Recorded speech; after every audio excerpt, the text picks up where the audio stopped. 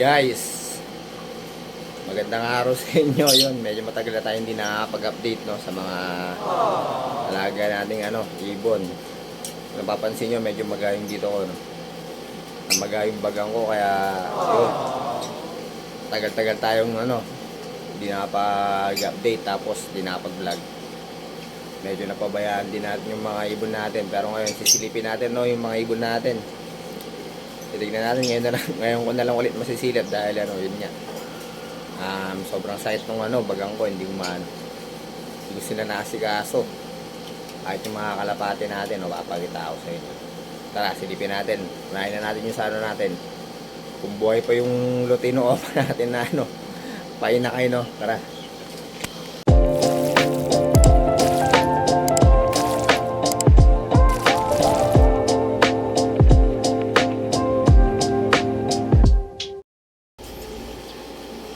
So yun guys, kung napapansin nyo dito no, nung March 30 sila na na pisa. Tapos 4 yung fertile sa 5 itlog. Kaya lang may bad news ako dito. Yung huling tingin ko dito, yung isang itlog nila na dead on shell. Red eye sana, Lutino Opa sana ulit no. Na dead on shell siya. Yun nga, tinignan ko yun nung medyo matagal-tagal na rin. Kasi nga hindi napipisa. Tapos ngayon tignan natin kung okay na. Kung okay pa ba yung mga painakay natin dito no. Yun. Ilang araw ko silang nasilip dahil masakit nga yung bagang ko. Tara, silipin natin.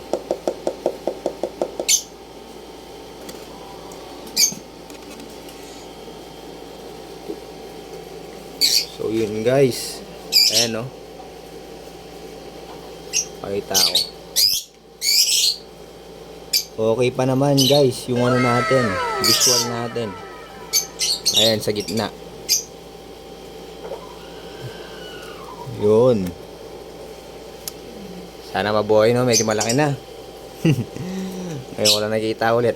Ayan masigla siya. Nice one. Ayan kumpirmado na guys na visual. Yun, nice one no. Tapos dito sa natin, Opa Pale Follow natin no. May bad news tayo, nagloko yung Opa Pale Follow natin. Nung sinilip kasi natin nung last vlog natin, di ba 4 yung itlog nila, puro fertile lahat. Kaya lang ayaw nakikita pala nung itong hen na to.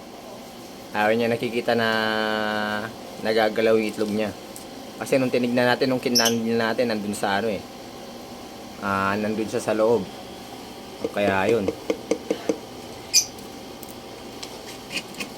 Nilibing yung mga itlog sa loob ng mga nesting material. Ito yung natin, ito yung hen natin yan. Yan, yung hen. Nasa likod yung kak. Yun naman. Tapos, isa pang bad news. Etong wild type green person natin na kak. Yung kapares niya na hen, yun, nakawala.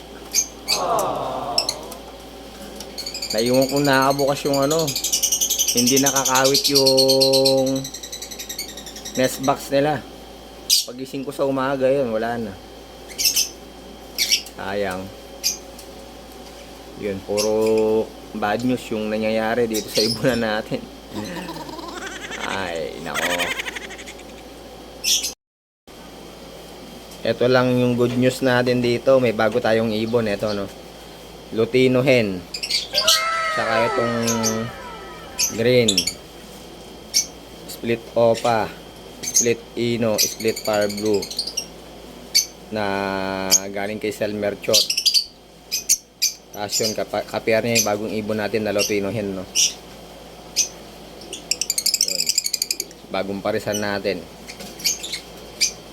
Ayaw mag-focus na naman. Yung cellphone kasing gamit ko ngayon yung action camera natin nandun, hindi ko ginamit. Lipat naman tayo dito sa mga kalapati natin. Itong Vandenbroek natin na blue bar. Tsaka itong Japan natin na hen. Yun, napisa na yung mga egg nila, no?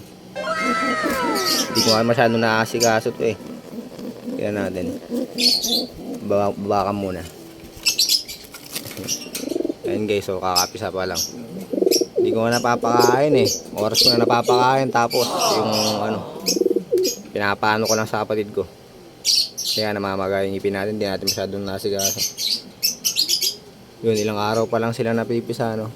Mukhang healthy naman yung mga ano nila eh, nakay nila eh. Etong Vandenbroek natin na kak. Yan. Japan na hen. Yan. Paganda. Tapos etong Maui natin, Tomiso Maui na red shack. Tsaka yung Louis Chu natin na hen. Yun, wala pa ring itlog hanggang ngayon. Matanda na kasi yung hen eh. 10 years old na yata ito, mahigit na. Mahigit pa. 2014 yata yung tag niya. Oh, 10 years old na siya. Sayang, napakaganda pa naman. Ayaw ng mga itlog. Yun. Pero hinahayaan lang natin, no.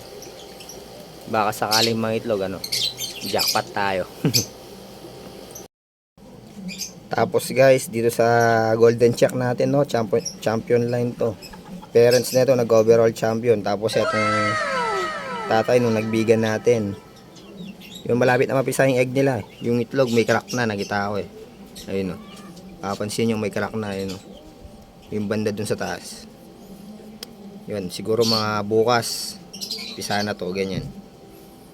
Yun, napaka ano, napakagandang parisan. Sana magano tayo dito, makakuha tayo ng magandang ano, magaling na ibon. Tapos dito naman tayo sa ano natin, grisel natin, no. Napakaganda. Ito yung crack natin na grisel. Isa na rin yung itlog nila. Yun, isa lang yung ano, isa lang yung inakay nila, yan. Yung isa na dead on shell, ayan. Hindi nakalabas.